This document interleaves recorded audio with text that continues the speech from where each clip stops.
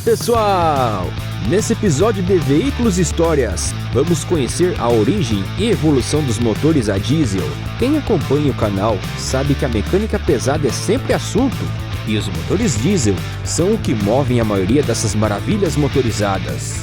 Mas vocês sabem como surgiu e como foi sua evolução? Antes de começarmos, eu peço para que se inscrevam no canal e ativem o sininho para sempre acompanhar nossos vídeos. Então vambora! A teoria que deu origem a esse motor é mais antiga do que se imagina. Acreditam que o povo do Sudeste Asiático, que compreende a região da Península Malaya e nos arquipélagos da Indonésia e Filipinas, tenham criado em aproximadamente 350 a.C.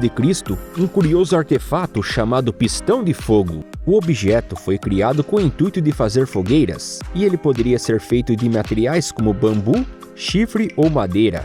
Ele se trata de um compartimento oco que possui uma espécie de pistão. No compartimento oco se preenche com algum material inflamável como musgo ou mato seco, e ao comprimir o pistão rapidamente, a queima ocorre através de explosão interna.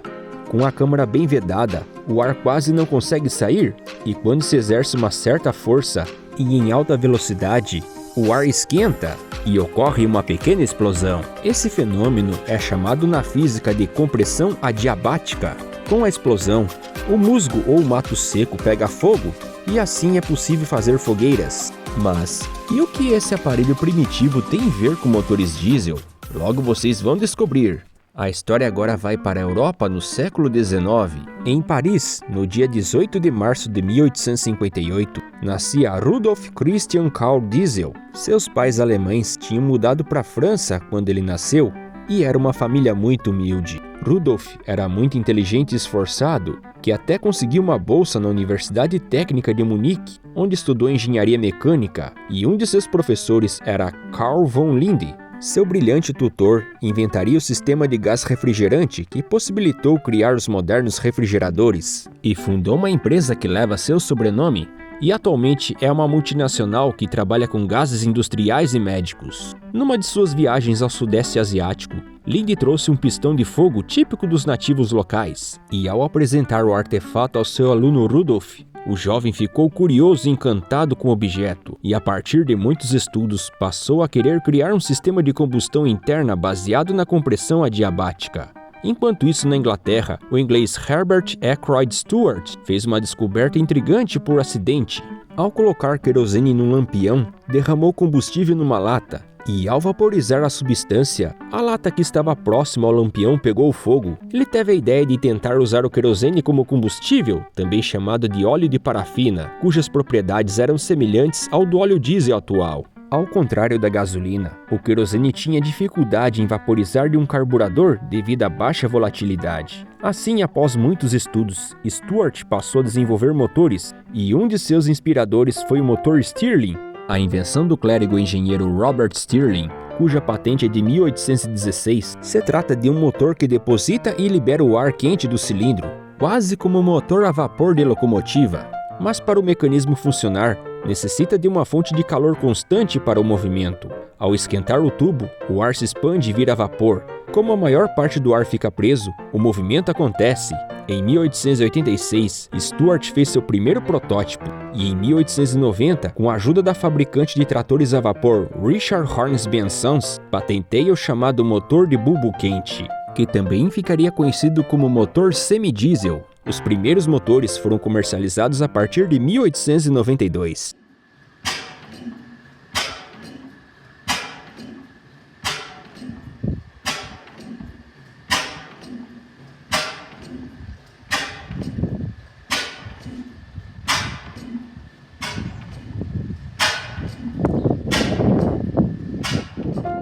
Como a ideia do motor era de queimar combustível de baixa volatilidade, a câmara de combustão não possui temperatura suficiente para o movimento. Assim foi desenvolvido um vaporizador ou bulbo quente no cabeçote, para assim gerar calor suficiente e o combustível poder queimar. A passagem estreita de combustível é aquecida pelo cabeçote, e esse tem de ser aquecido por uma fonte de calor constante, como um maçarico, por exemplo. que deve aquecer um orifício localizado no cabeçote do motor. A ignição ocorre com o ar quente e as paredes do cilindro aquecidos. Na medida que a rotação aumenta, o motor passa a funcionar constantemente por conseguir manter a temperatura necessária ao funcionamento. O motor de Ackroyd Stewart foi o primeiro a usar o sistema de injeção pressurizada de combustível.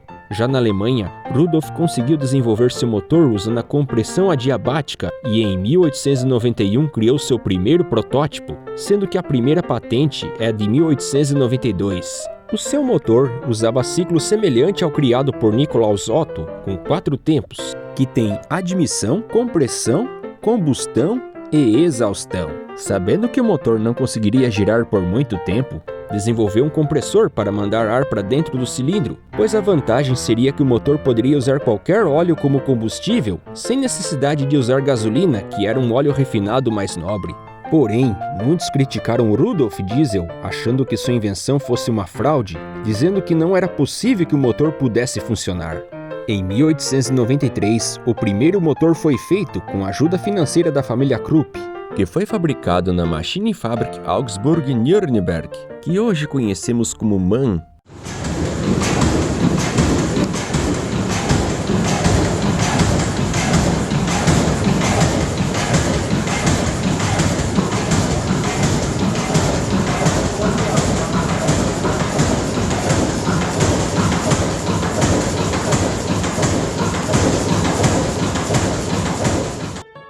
A princípio, o motor foi testado com óleo cru, mas logo trocaram por querosene, pois o óleo simples era muito viscoso. Rudolf também testou outros tipos de óleo, como o de amendoim, parafina líquida e creosoto, que é um óleo vegetal usado para fazer vernizes. A princípio, tanto os motores de Ackroyd Stewart quanto de Rudolf Diesel eram usados como estacionários, pois o motor de Stewart tinha um sistema de partida complicado demandando paciência, e o de diesel necessitava de um compressor de ar para funcionar, tornando pouco prático em um veículo. Outro problema desses motores era que seus regimes de giro eram muito baixos, impossibilitando um desempenho satisfatório no automóvel. A princípio, os motores de bulbo quente tinham ciclo 4 tempos, mas nos Estados Unidos, os imigrantes alemães Mitz e Weiss combinaram o princípio de Stewart ao do engenheiro inglês Joseph Day. O criador do motor do ciclo de 2 tempos foi o escocês Sir Dougal Clark, mas Day, que é um engenheiro praticamente esquecido da história, criou o motor de 2 tempos como o conhecemos, onde o movimento do virabrequim empurra o combustível para a câmara fazer a combustão. Sua patente é de 1899 e era chamado de 2 tempos sem válvulas. Apesar de ter ficado famoso na época, Joseph Day caiu no ostracismo mesmo criando um motor tão importante. O caso é que o motor de bulbo quente ficou muito mais eficiente com o ciclo de 2 tempos, que o fez ganhar popularidade, já que seu regime de giros era bom o suficiente para movimentar máquinas. E logo, a indústria náutica e agrícola passaram a usar essa mecânica.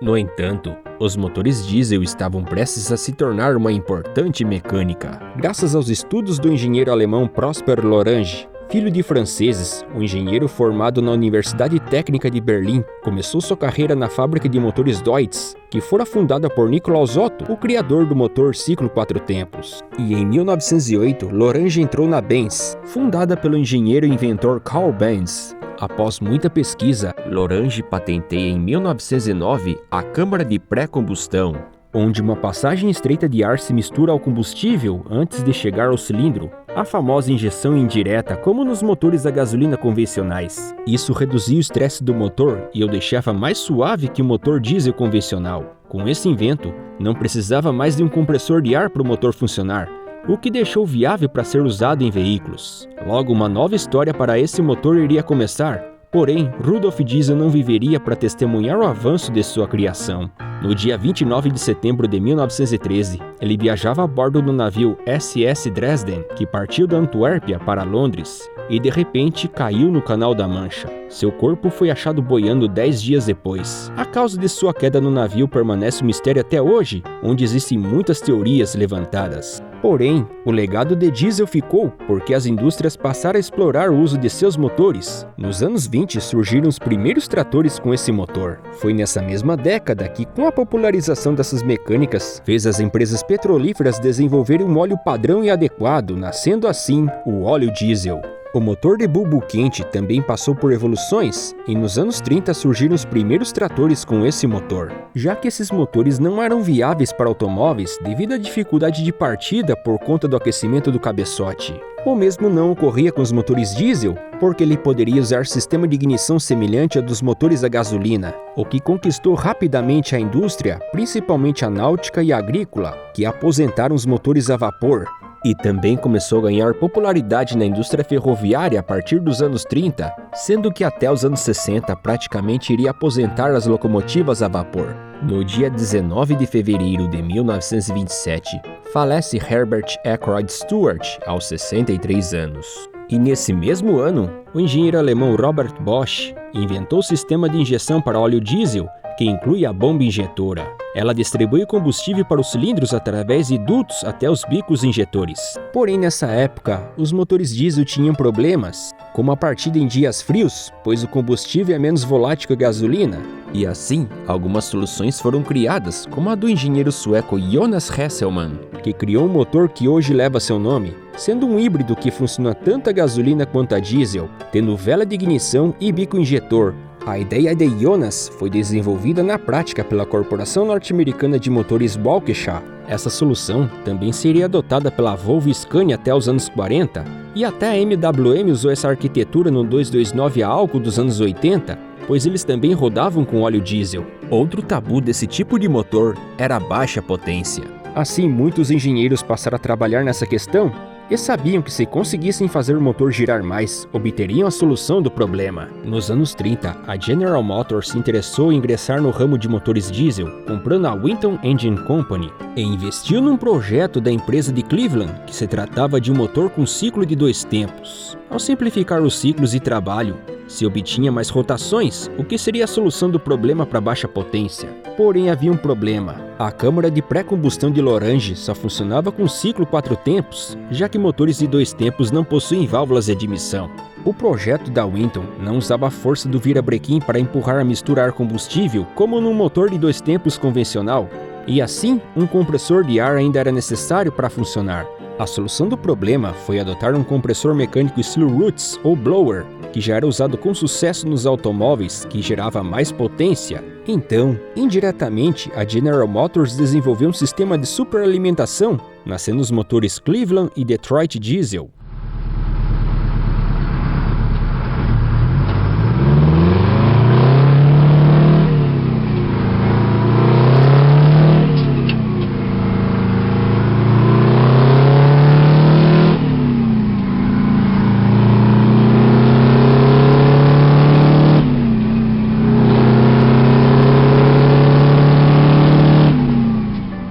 Os motores GM de 2 tempos resolveram o problema de potência por 2 motivos: porque desenvolvia maiores rotações, típico do ciclo de 2 tempos, e porque era superalimentado com um blower, pois ele mandava mais ar para o motor. Após a Segunda Guerra Mundial, a maior parte da Europa estava arrasada e o combustível era escasso. Dessa forma, os motores de bulbo quente ganharam força, pois podia rodar com quase qualquer óleo, e tratores como Lance Bulldog e Landini SL50 fizeram muito sucesso. E ainda existia o curioso trator inglês Field Marshal, cuja ignição é feita por um disparo de cartucho calibre 12. Apesar da partida ser complicada e demandar paciência para ligar, os tratores conquistaram muitos agricultores pela facilidade de se obter combustível.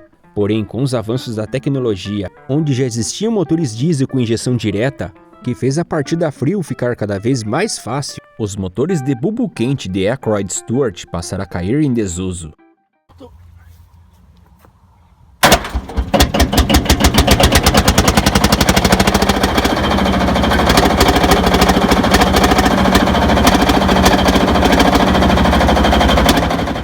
A partir partir dos anos 50, os motores diesel passaram por experimentos para aumento de potência, como a adoção do turbo, que logo deixaram um desempenho equiparável aos modelos a gasolina. Fabricantes de motores como Volvo, Caterpillar e Cummins adotaram a tecnologia aeronáutica de aumento de potência. A invenção de 1905, feita pelo engenheiro mecânico suíço Alfred Bechy, usava os gases do escapamento para gerar um rotor.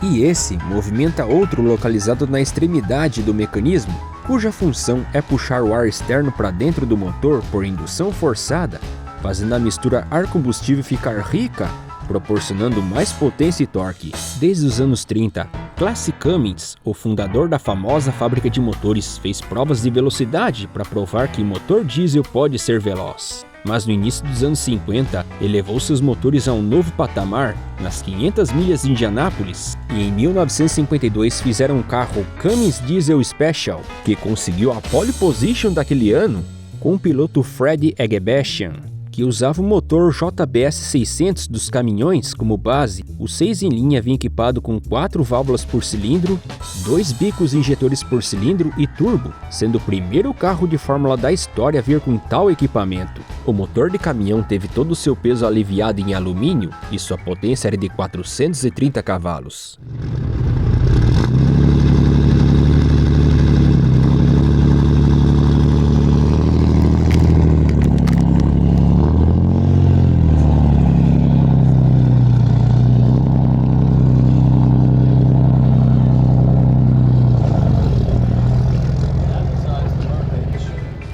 No entanto, o carro teve problemas e Fred teve que se retirar da prova. Com mudanças no regulamento no ano seguinte, a Cummins não participou mais do evento, se tornando o primeiro e único motor diesel a conquistar a pole position na Indy 500. Mas o turbo nos motores diesel começaram a ganhar popularidade mesmo foi a partir dos anos 60, onde cada vez menos fabricantes desenvolviam motores a gasolina para a mecânica pesada. Nessa época, os motores diesel também conquistaram a indústria de caminhões, principalmente no segmento dos pesados. E com a crise do petróleo de 1973, a popularidade dos motores diesel aumentou ainda mais. Nos anos 80, as montadoras passaram a adotar o intercooler, que é um radiador que resfria o ar que sai do turbo, proporcionando mistura ar-combustível ainda mais rica, o que resume em mais torque, potência e economia de combustível. Em 1987, a Detroit Diesel lança o motor Série 60, que foi o primeiro motor pesado da marca com ciclo 4 tempos, mas também se torna o primeiro motor diesel com injeção eletrônica a ser comercializado no mundo. Assim como a indústria dos motores a gasolina já estavam substituindo o carburador pela injeção eletrônica, na mecânica diesel esse processo foi correndo gradativamente. A vantagem desse sistema, também chamado de Common Rail, é que o combustível é mandado para a câmara em alta pressão, que proporciona potência e economia de combustível. A partir dos anos 90 começou a vigorar normas de emissões de poluentes e as fabricantes passaram a fazer motores cada vez mais limpos. Pois apesar dos motores diesel terem eficiência energética sendo bem mais econômicos que motores a gasolina, uma de suas desvantagens é a quantidade de monóxido que soltam na atmosfera, sendo que pode soltar fuligem em quantidades maiores que o motor a gasolina. Como funciona por ignição espontânea sem uso de faísca, a queima da mistura ar-combustível é dificultada, podendo não queimar a mistura totalmente. Para assegurar uma combustão completa, tem de haver mais ar na câmara de combustão, e é por isso que até os anos 2000, todos os motores diesel veiculares praticamente passaram a vir equipados com turbo e intercooler. Nessa mesma década, a Audi estava dominando a categoria protótipos, vencendo 5 edições da lendária prova 24 horas de Le Mans, com o modelo R8, mas em 2006 a empresa alemã decidiu ir além e apostou na tecnologia do motor TDI, ou Turbocharged Direct Injection, que foi desenvolvido pelo grupo Volkswagen, que é a dona da Audi. Em 2006, apresentaram o R10 TDI, que vinha com motor V12 biturbo todo em alumínio com 5.5 litros e potência de 638 cavalos, que podia chegar a 370 km por hora de velocidade máxima. E o carro conquistou a vitória daquele ano com direito à dobradinha, já que o segundo lugar também foi um Audi, se tornando o primeiro motor diesel a vencer a famosa corrida.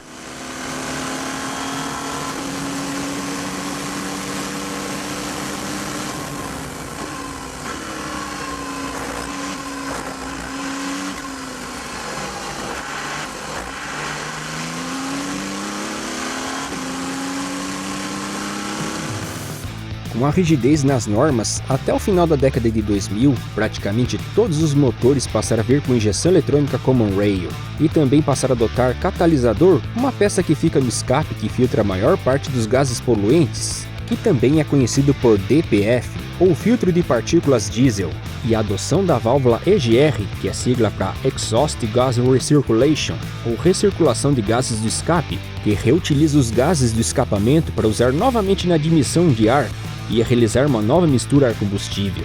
Outro sistema usado para reduzir o índice de emissões conhecemos como ARLA 32, que é sigla para Agente Redutor Líquido Automotivo, que é composto por água e ureia, que compõe 32,5% da mistura, por isso 32 do nome. O líquido ARLA 32 se mistura aos gases do escape por um dosador e atua junto ao SCR, que é um catalisador, e sua sigla é Selective Catalytic Reduction, ou redução catalítica seletiva.